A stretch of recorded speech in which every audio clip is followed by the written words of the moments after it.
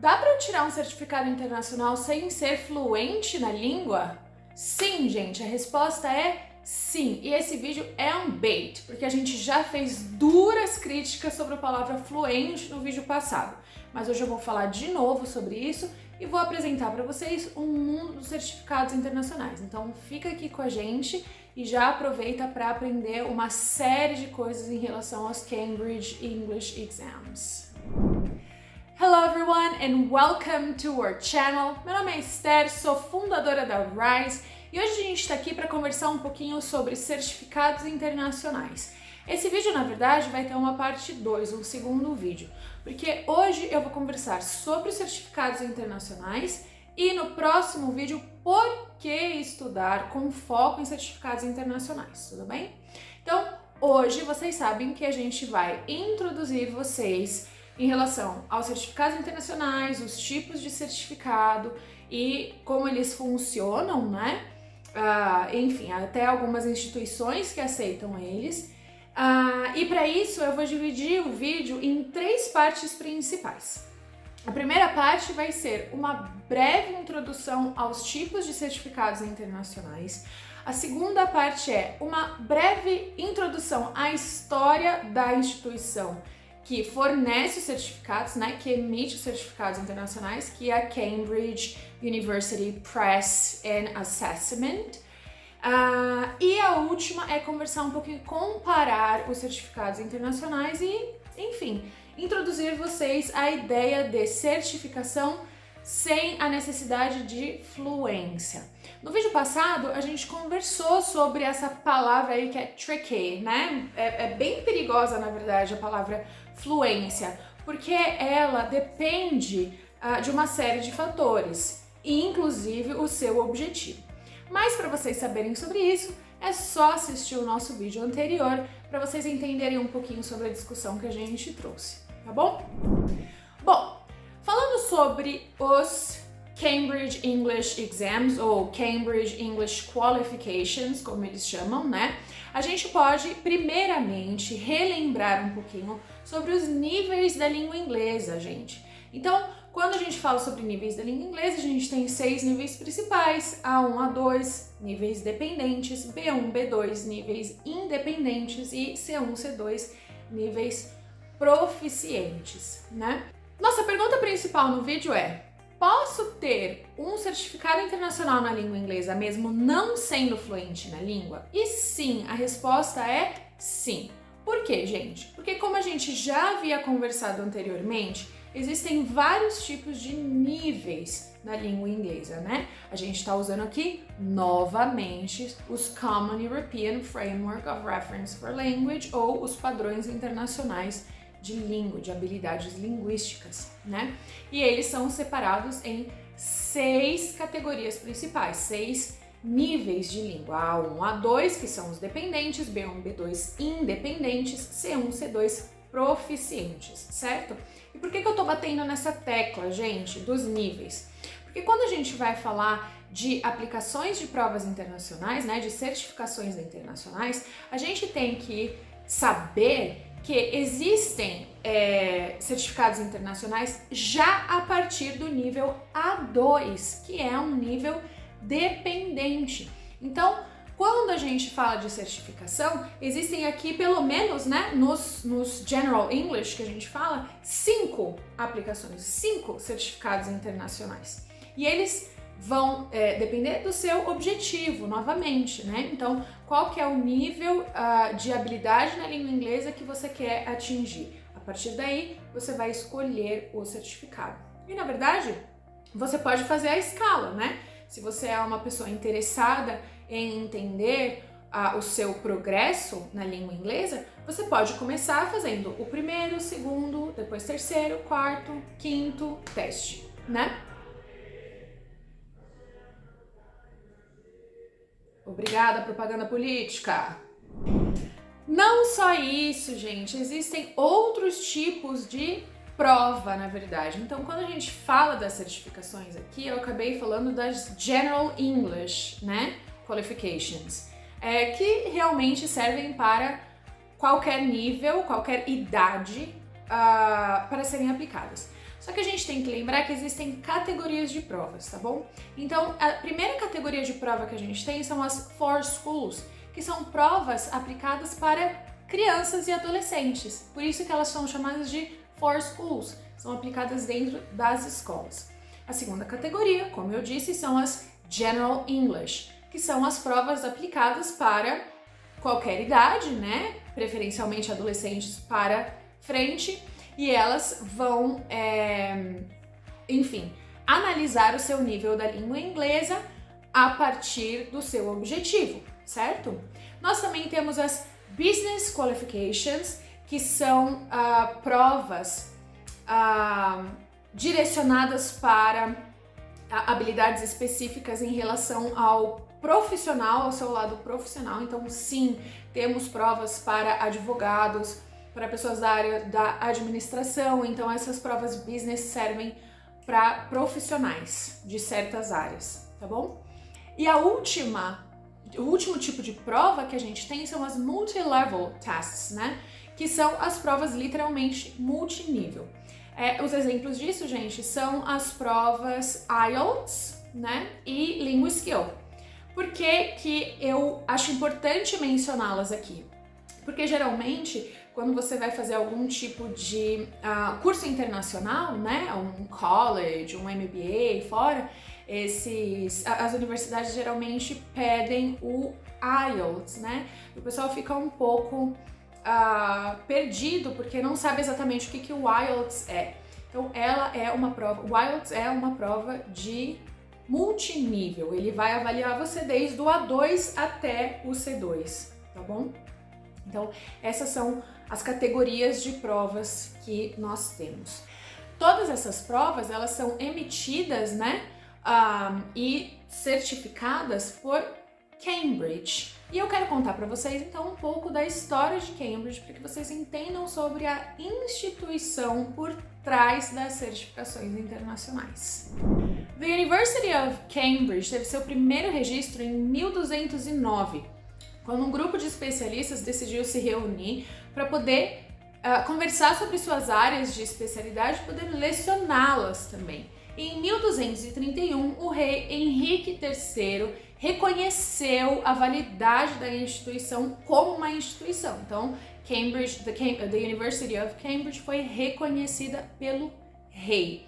E a partir daí, gente, são 8 séculos de trabalho e crescimento contínuos. The University of Cambridge é reconhecida como uma das universidades com maior número de alunos que receberam o Prêmio Nobel. E eles têm um grande tipo de exercícios. The University of Cambridge é separada em alguns departamentos, né? Então nós temos os colleges, que são instituições de ensino independentes em relação à sua liderança, né? Mas que são vinculadas a Cambridge. E, enfim, são 31 colleges no total, e um total de 30 cursos de graduação que a University of Cambridge oferece, né, por meio dos colleges. E nós também temos os departamentos de Cambridge. São inúmeros departamentos, mas o que a gente vai conversar aqui é The Cambridge University Press and Assessment. Desculpa, gente, é muito nome. Mas esse é o nosso departamento de interesse. Por quê? Porque the Cambridge University Press and Assessment é responsável por fazer os materiais de aplicação de prova, as provas em si, emitirem os certificados internacionais e também fazerem, né? Então, criarem e publicarem materiais de apoio às aplicações de prova e aos treinamentos para aplicação de prova oficialmente. Cambridge University é uma enorme instituição e muito respeitada também. Aqui na descrição do vídeo, gente, eu vou deixar para vocês os links sobre a história de Cambridge, né, da Universidade de Cambridge, para que vocês possam pesquisar um pouquinho mais. Dentro do próprio site, eles têm enfim, inúmeras informações, são muitos departamentos, muitas coisas nas quais Cambridge está envolvida e é um trabalho, enfim, enorme e magnífico também. Mas vou deixar aqui na descrição do vídeo para que vocês saibam mais. É importante salientar que a Cambridge University Press and Assessment produz todos os materiais em relação às aplicações de prova. Então, os certificados internacionais são eles que emitem diretamente de Cambridge. Então, quando uma prova é aplicada aqui no Brasil, o material da aplicação de prova vem de Cambridge para o Brasil. As provas são aplicadas aqui e posteriormente elas são enviadas para Cambridge novamente para que possam ser corrigidas e aí sim o certificado possa ser emitido. Então todos esses materiais são feitos e publicados por Cambridge, assim como os materiais de apoio aos professores. Então os livros preparatórios, todos feitos por Cambridge, publicados, né, idealizados por Cambridge. É um trabalho árduo, é um trabalho imenso. E as provas, elas são baseadas no inglês usado no dia a dia. Então, Cambridge faz uma pesquisa extensa e constante em relação ao tipo de inglês usado no dia a dia, não só no dia a dia da fala, mas também em notícias de jornal, em artigos publicados, em trabalhos acadêmicos, tudo isso para que eles possam entender o que está acontecendo na língua. A língua, gente, é viva, por isso constantemente mudada. Logo, Cambridge tem uma gama de tipos de prova, que a gente diz versões de prova, né, que são publicadas por eles. As provas são sigilosas, claro, mas de tempos em tempos eles, publicam, né, deixam público as provas mais antigas para que professores e estudantes possam praticar a partir delas. Então, todos os anos eles criam versões novas de prova a partir do que eles veem do uso da língua no dia a dia, certo? Ao redor do mundo. As provas Cambridge também são altamente reconhecidas, gente. Elas são internacionalmente reconhecidas por 130 países e mais de 25 mil instituições, sejam elas instituições de ensino ou profissionais. E agora a gente vai falar um pouco sobre os tipos de prova que existem.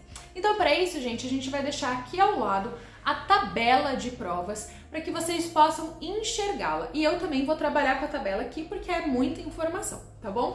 Então, gente, se vocês olharem a tabela aqui, como eu havia dito anteriormente, existem 4 tipos de provas diferentes, que são as schools, né, for schools, que a gente fala, General and Higher Education, que são as provas aplicadas para a manutenção da língua, né, para que você saiba onde você está em relação às suas habilidades, as Business Qualifications e as Multi-Level Qualifications, certo? Então, nas Multi-Level, como eu disse, vocês têm lá o Lingual Skill e o IELTS, né? Para For Schools, General English, a gente tem praticamente o mesmo tipo de provas, gente. O que diferencia uma prova For Schools para uma prova de General English, na verdade, é mais o vocabulário usado. Porque nos testes For Schools, né, a gente vai ter um vocabulário de escola, de dia a dia, de criança e adolescente. Enquanto nas provas gerais, a gente vai ter um vocabulário um pouco mais de dia a dia mesmo, casa, trabalho, rua, enfim, essa é a diferença, tá bom? Novamente a gente tem ali na tabela, né, os níveis da língua, então vamos de A1 até o nível C2, né, e aí os tipos de prova. E ali, voltando à nossa ideia de tirar um certificado, né, obter um certificado internacional sem ter a fluência na língua, sim, isso é possível, porque de acordo com a tabela, nós temos ali o primeiro nível de língua, que já tem um certificado internacional, é o nível A2.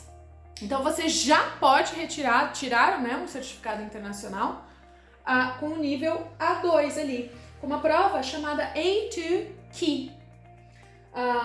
E a partir daí, gente, só sobe. Então, pro nível B1, a gente tem o B1 Preliminary, né? Que é o antigo PET, que a gente chamava ele. Depois, pro nível B2, a gente tem o B2 First, que é o antigo FCE. Pro nível C1, a gente tem o C1 Advanced, que é o antigo CAE. E pro C2, a gente tem o C2 Proficiency, que é o antigo CPE. Tá bom? Depois nós temos as provas Business, gente, e Lingo Skill e IELTS, que avalia ali no Lingo Skill, é legal de vocês verem, porque o Lingo Skill avalia todos os níveis até o C1. Então você pode ser avaliado, do A1 ao C1, né? E o IELTS avalia a partir do nível B1, do B1 ao C2 praticamente, né? Então, quando você se prepara para uma prova, seja ela qual for, o nível você vai atingir. Então, se você se preparar para uma prova B2 First, por exemplo, você sabe que você pode tirar tanto o B2 First como o Lingo Skill como o IELTS, né? Dependendo da sua necessidade em relação a isso. A última informação que eu quero trazer aqui para vocês é quais são algumas das instituições aqui no Brasil que aceitam certificados internacionais. Aqui, gente, eu vou focar no Lingo Skill e no IELTS, tá? Porque são os certificados que as pessoas mais ouviram falar por aí, por conta das instituições mesmo, mas as provas Cambridge também são aceitas. Para vocês descobrirem isso, basta vocês entrarem no site de Cambridge. Eu vou deixar aqui embaixo também o link para o site de Cambridge, a parte do site que diz quais instituições aceitam o quê, tá bom? E aí é só você selecionar lá o teste que você quer saber, né? Eu quero saber quais instituições aqui no Brasil aceitam B2 First, né? Você seleciona Brasil, B2 First, e aí procura. E aí o site vai mostrar para você todas elas, né? Mas em geral, quando as pessoas ouvem falar sobre certificados internacionais, elas ouvem falar principalmente do IELTS, né? Então, algumas das instituições aqui que aceitam IELTS é o CAPES, para você entrar no CAPES, né? Inúmeras faculdades federais no Brasil e a USP, inclusive a FGV também. A FGV também aceita o IELTS. O IELTS, gente, é uma das provas mais procuradas para instituições de ensino, tá? Em contrapartida, a gente tem o Lingo Skill, que é mais procurado, né, ou associado a instituições profissionais, e algumas das instituições que aceitam o Lingo Skill são o Exército Brasileiro, a Universidade de São Paulo, o Banco do Brasil e a Air France, né? Então, se você quer trabalhar na Air France, dependendo do cargo lá, eles vão pedir o nível de inglês e é o Lingo Skill que eles pedem, assim como no Banco do Brasil também. Dependendo do cargo que você almeja estar, eles vão pedir um nível de fluência na língua, né? E a prova Lingo Skill para vocês. É isso, gente. Espero que vocês tenham gostado dessa primeira parte do nosso vídeo. A nossa segunda parte é por que estudar com foco nos exames. Então, já deixa o like aqui, por favor, não esquece.